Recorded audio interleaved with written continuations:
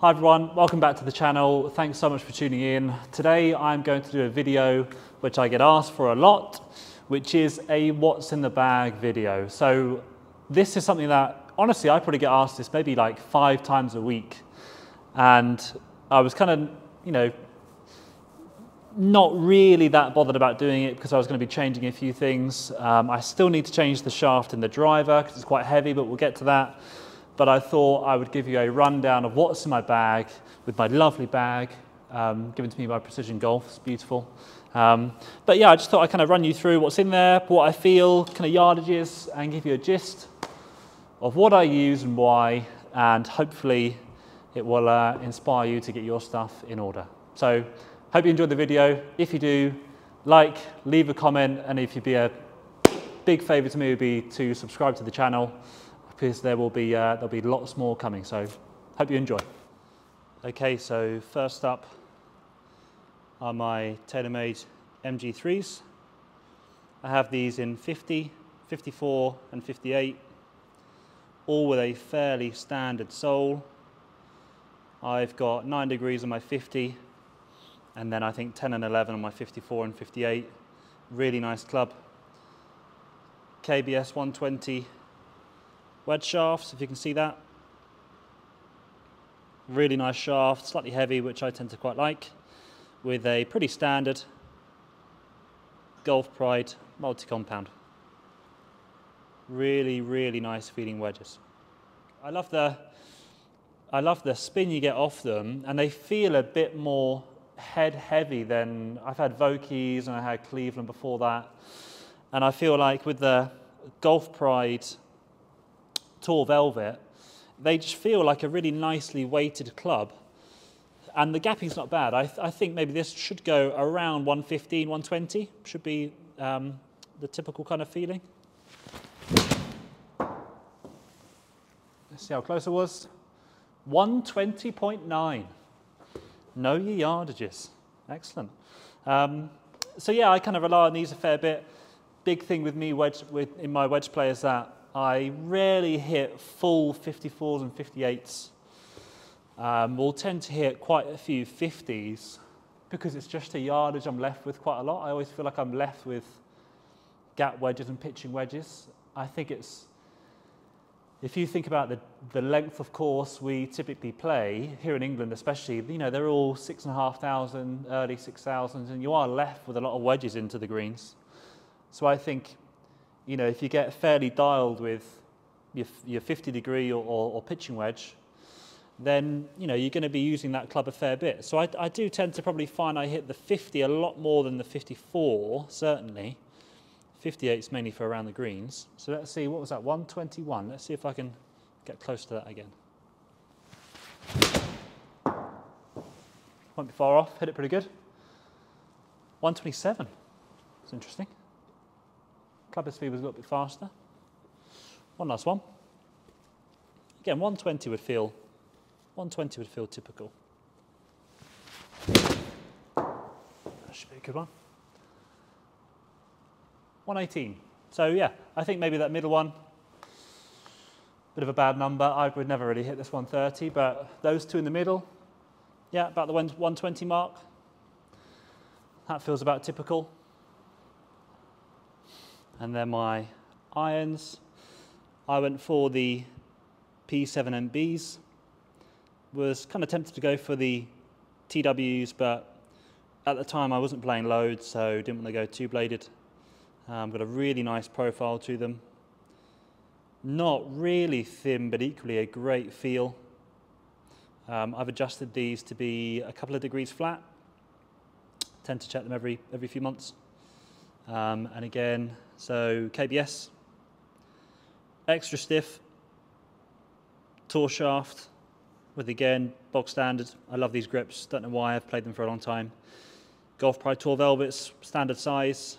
Haven't tweaked the loft on these, and I go pitching wedge to 4-iron. Really nice feel and forgiveness for something which is relatively bladed.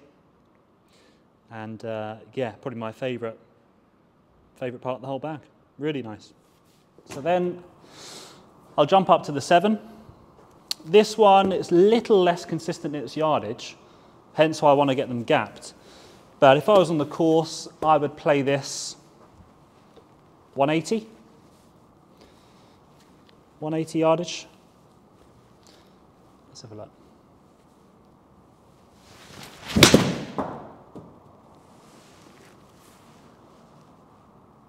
.168, okay, fine. What's the clubhead speed? So 91, which is about right for me. 91 with the 7-iron. Let's try one more. Maybe I'm a little short on this one.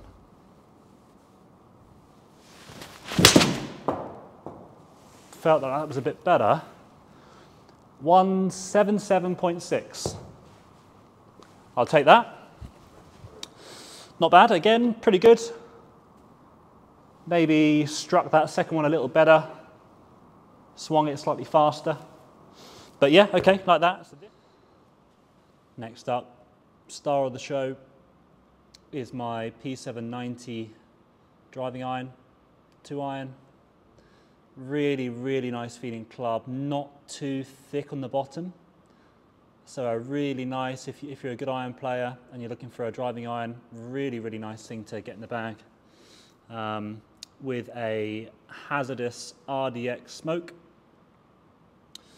So graphite shaft, 100 gram, extra stiff. So a really nice weight to it. Certainly feels as if I can feel the head a lot more. Really nice setup. And again, standard Golf Pro Tour Velvet. 2-iron. Haven't hit this yet today. Now this one is kind of less about the yardage, but more, it will typically go about 240, 250. But for me, it's about controlling a direction.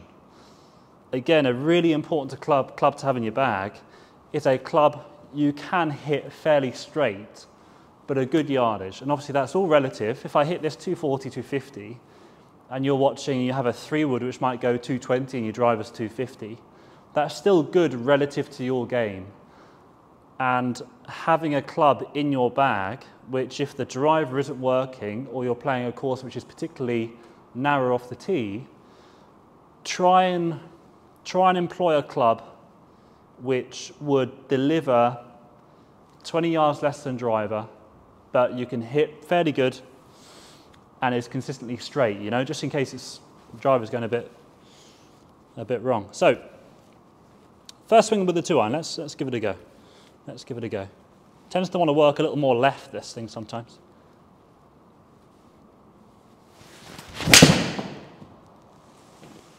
Pretty solid strike. Bit of a fade, so 233 carry. So that should be what, 245, do we reckon? Where are we? 251. A little bit off target laterally to the right. It's because I was scared of the left, probably. Okay, let's try one more, but not far off, 233, and I said 240. So I'm learning that I'm pretty good at my yardages. So let's try one more. See if we can hit another good one.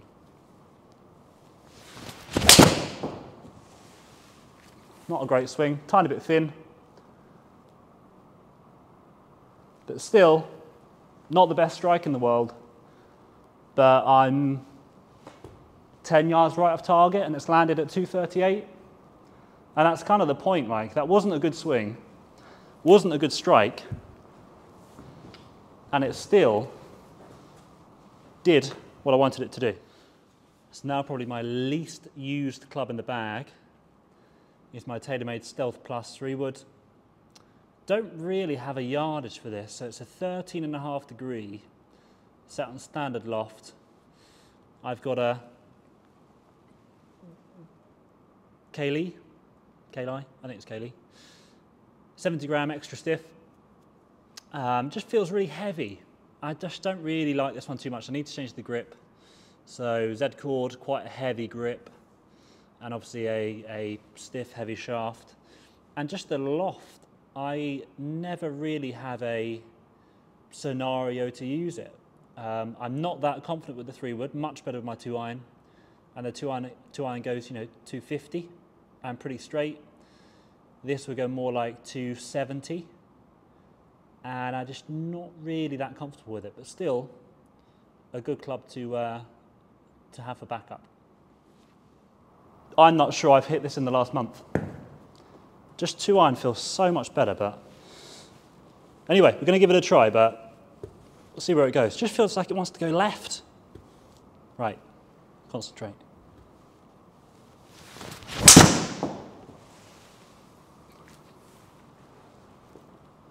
Dislike it. That was heely, really heely. So bear in mind I haven't hit one in the last month. If you're watching this, just bear in mind, we all have a club in the bag we don't like. And this, sadly, is the one. Okay. One more. Come on, 3-wood. Behave yourself. Behave yourself.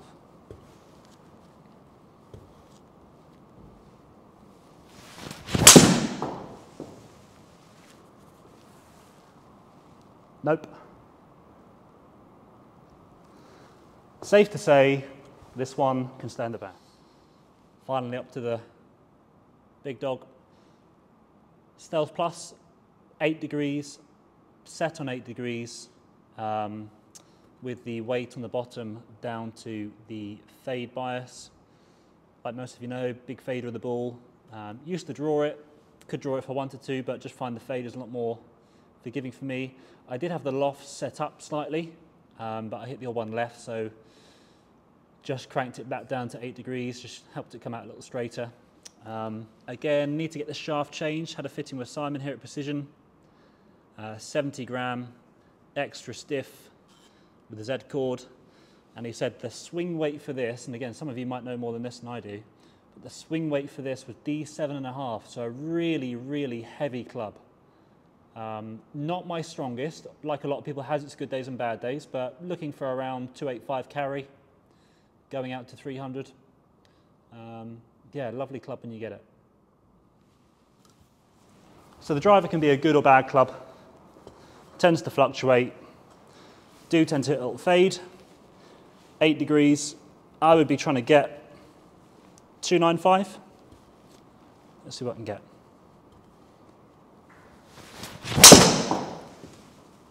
Felt good.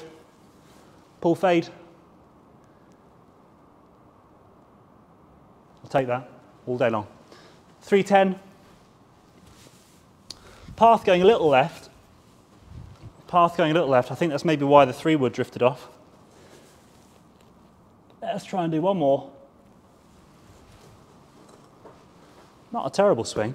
Path just a little too far to the left. One more. Let's try and hit one last straight one.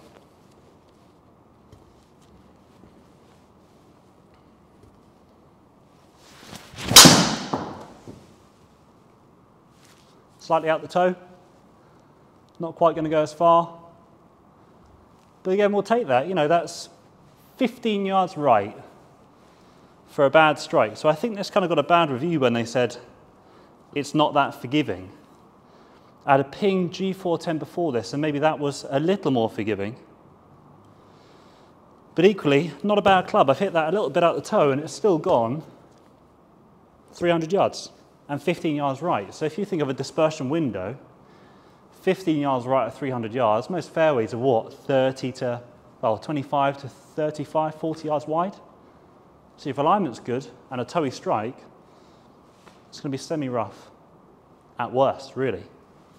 Okay guys, that about wraps it up. If you liked it, please hit the like button. Feel free to leave a comment, and you'll be doing us a huge favor if you subscribe to the channel. There's going to be lots more videos coming. We've got a lot already filmed and are ready to be posted. So I hope you enjoyed it. It's kind of made me realize what good clubs are in my bag and what not so good clubs are in my bag. So I think I will see you next time, as I'm going to go and hunt for a new 3-wood. Take care.